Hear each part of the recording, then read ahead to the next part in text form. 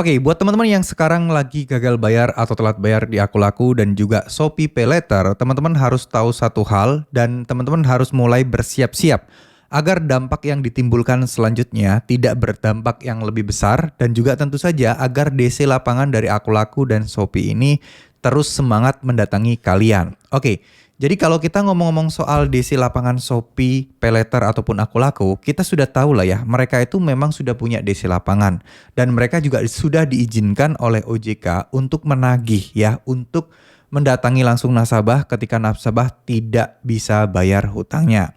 Tapi teman-teman juga perlu tahu bahwa DC ini juga tidak bisa seenaknya mendatangi kalian dan juga tidak seenaknya untuk melakukan penagihan-penagihan. Ada aturan-aturan yang berlaku dan yang harus mereka tepati dan tentu saja di sini teman-teman juga nggak bisa berharap bahwa DC-nya nggak akan datang sama sekali, itu nggak bisa. Karena pasti akan ada kemungkinan DC Akulaku ataupun Shopee itu bakal datang ke rumah kalian. Karena ya memang sekali lagi memang mereka mau punya dan juga mereka diizinkan. Jadi nggak ada alasan buat mereka nggak datang gitu kan ya.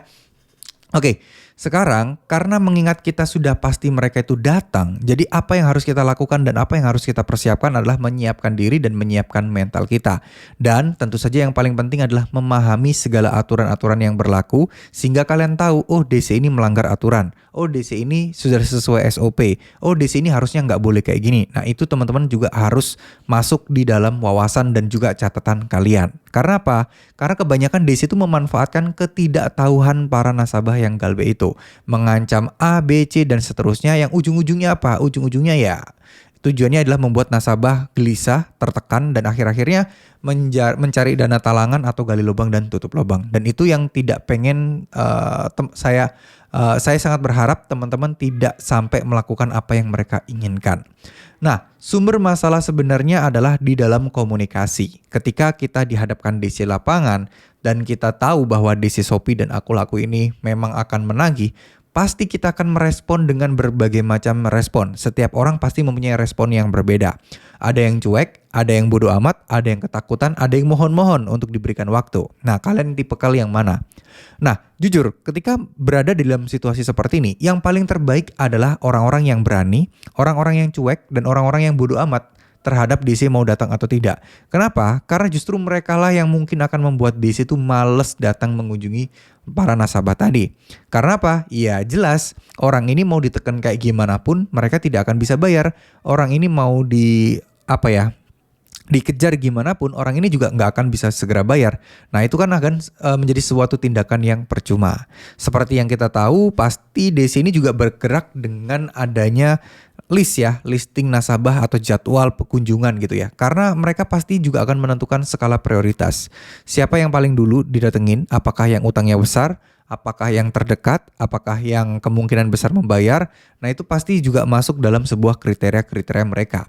Tapi percaya atau tidak bahwa kriteria tersebut salah satunya yang paling penting adalah bagaimana respon kalian kepada mereka. Oh orang ini kooperatif, orang ini masih bisa ditekan untuk bisa membayar, orang ini masih bisa diarahkan untuk gali lubang tutup lubang, orang ini lebih tinggi kemungkinannya untuk bayar utang. Itulah yang mereka cari guys, itulah yang mereka tentukan.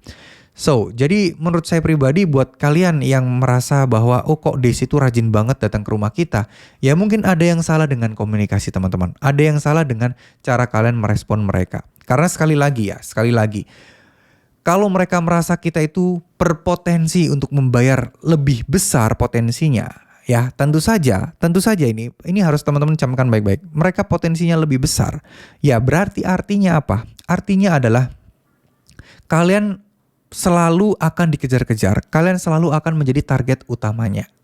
Nah, kenapa saya bilang, oh kita nggak usah takut, kita cuek aja, pahami aturan-aturan yang berlaku. Dengan kalian memahami aturan yang berlaku, DC ngomong A, B, C, D, bisa kalian bantah sesuai dengan data kalian.